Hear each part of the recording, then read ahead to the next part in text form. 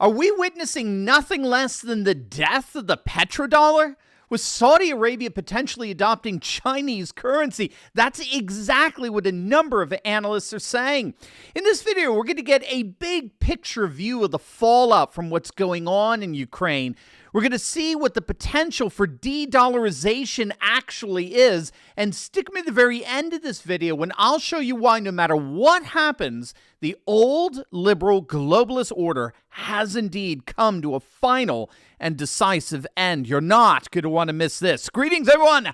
Dr. Steve here with you. Great to be with you. As always, I'm your daily fake news antidote. So come into your Patriot Professor's den where I help you to think better so you can feel better in these crazy and turbulent times. So make sure to smack that bell and subscribe button. And again, gang, before we begin, just make sure to click on that link below and help support this channel by visiting our awesome merch store that has all kinds of t-shirts and swag for you and the patriots in your lives. We got our awesome line of Let's Go Brandon shirts. That's been my shirt for the day today. We've got some awesome new Freedom Trucker shirts. We got rhino hunting shirts, you name it, all just by clicking on the link below. And again, the most common feedback that we get, I've gotten it myself, is you get random people coming up to you all the time, giving you super awesome compliments on your shirts when you wear them out in public. It's just so cool. Your purchases, of course, spread Patriot hope as well as support this channel. So make sure to click on that link below or go to store.turleytalks.com. Again, that is store.turleytalks.com. Thank you so much for your support, gang. All right, let's dive right in here. We are now almost a full 3 weeks into the Ukrainian crisis, and for a number of pundits and commentators, they're realizing, however belatedly, they are realizing that this crisis goes way beyond Ukraine and Russia, goes way beyond Europe, it goes way beyond East and West. They are quickly recognizing, again, 3 weeks in, they're suddenly recognizing that this crisis is nothing less than a crisis for the globalist world order as we have known it. Now, if you're a regular to this channel, you'll know that that is exactly what we've been arguing from the very moment Vladimir Putin ordered Russian tanks into Ukraine. In fact, our very first video after Putin invaded was entitled, "The Liberal Globalist Order Has Officially Collapsed."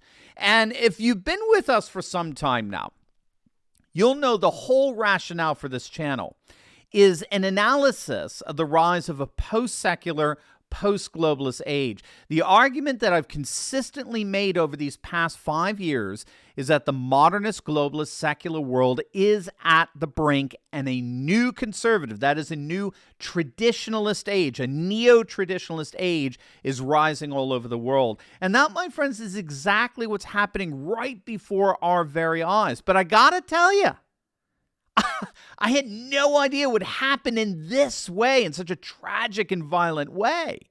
We were talking about this last night on our Insiders Club, really just for the last 5 years.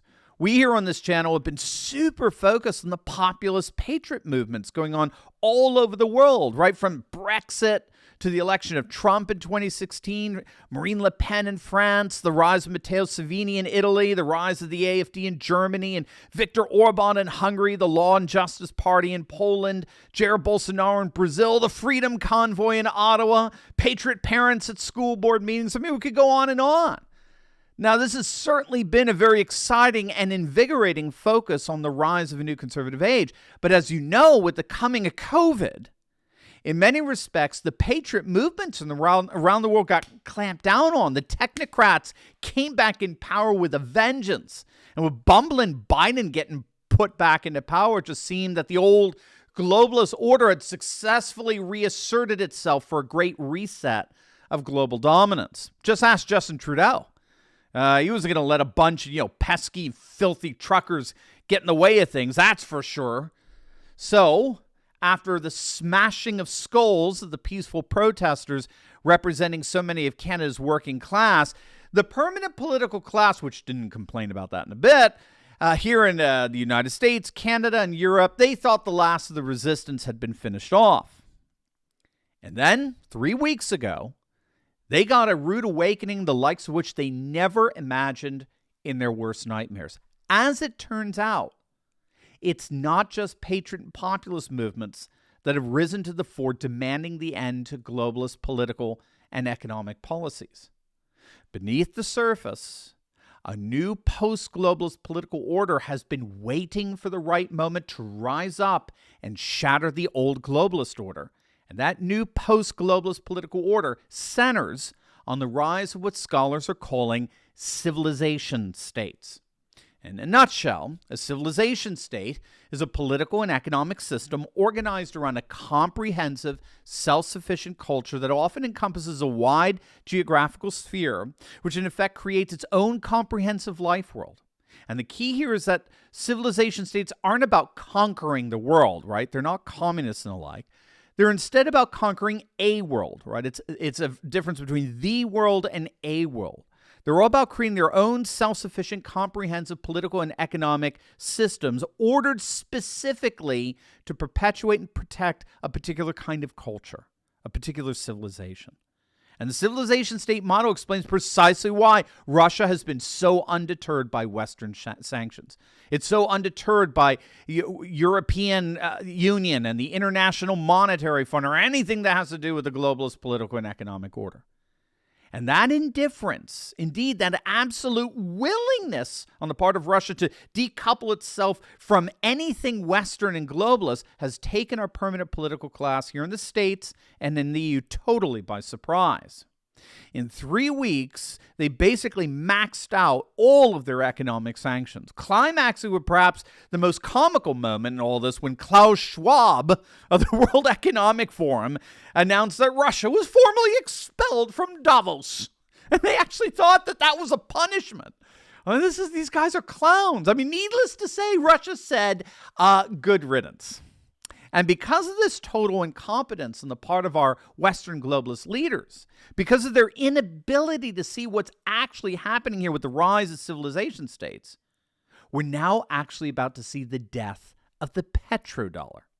Now, if you don't know, since the collapse of the gold standard in the 1970s, the United States struck a deal with Saudi Arabia to standardize oil prices in terms of the U.S. dollar. And in many ways, that deal, more than anything else, elevated the U.S. dollar to the world's reserve currency, since you could buy oil and gas directly without going through some kind of exchange rate. So that's what a petrodollar is in effect, and it's the pricing of oil according to the U.S. dollar rather than some other currency and gold and the like. But now it's being widely reported that Saudi Arabia is considering making a comparable deal with China.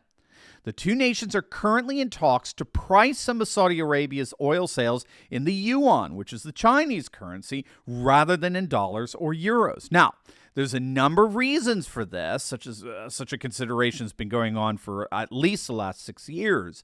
But that consideration has noticeably been ramped up of late, given Saudi Arabia becoming increasingly disgruntled with Bumble and Biden over a number of issues. Now, you may have heard about the widely reported story that the leaders of both Saudi Arabia and the United Arab Emirates, the UAE, they refused to take Biden's calls when he tried to reach out to them of late to pressure them to put sanctions on Russia. And then to add insult to injury, that snub came on the heels of Biden literally groveling before Saudi Arabia to increase oil production. Saudi Arabia told him to take a hike. Now Saudi Arabia is considering selling China oil in yuan rather than dollars against the backdrop of the rise of the civilization state. What we can see here is that this is fundamentally dismantling the old neoliberal globalist order. And we have to understand that with the rise of the civilization state, this means that Saudi Arabia and the United Arab Emirates are actually throwing their lots in with this new post-globalist order. Look, we saw this when our European and American elites expelled Russia from the SWIFT financial exchange platform, which is the default financial exchange platform for most of the world. And while the U.S. and European officials thought that that would punish Russia, they soon found out that Russia had already made plans for an alternative financial exchange platform. Instead, now Russia's using China's international payment system called KIPS. Already upwards of 23 Russian banks are currently connected to KIPS. Russia will have absolutely no problem doing business with their number one trade partner, China, using this SWIFT alternative. But more than that, the entire non-Western world, like Saudi Arabia, saw how easily American and European central banks can weaponize SWIFT and the globalist economy for their own ends. because America and Europe control SWIFT precisely through their central banks. That means that the U.S. and the EU can at any time cut off any nation they want from this international financial exchange platform. Now, given that this is true, given that we're seeing Western powers effectively weaponize SWIFT, we could certainly see, or at least surmise, why a number of non-Western nations are frankly getting very, very nervous with that arrangement. This weaponization of the international banking system is causing nations like China, India, Pakistan, and a number of others to rethink their relationship to SWIFT and in turn entertain alternative economic systems, alternative monetary transaction platforms that will indeed create a very real worldwide alternative to the economic globalization overseen by Western powers. And now, with the potential for de-dollarization in oil transactions between Saudi Arabia and China, we're seeing nothing less than the liberal globalist order shattering right before our very eyes. So we'll obviously be keeping a very close eye on how things develop here. But like my first video on all this said, it appears more and more apparent that the liberal globalist order has officially collapsed. Now, before you go, you will definitely want to check out my latest video I just uploaded on why so many Republicans are sounding like Democrats over Ukraine. It's very odd, don't you think? Well, we're going to find out why. So make sure to click on that link, and I'll see you over there. God bless.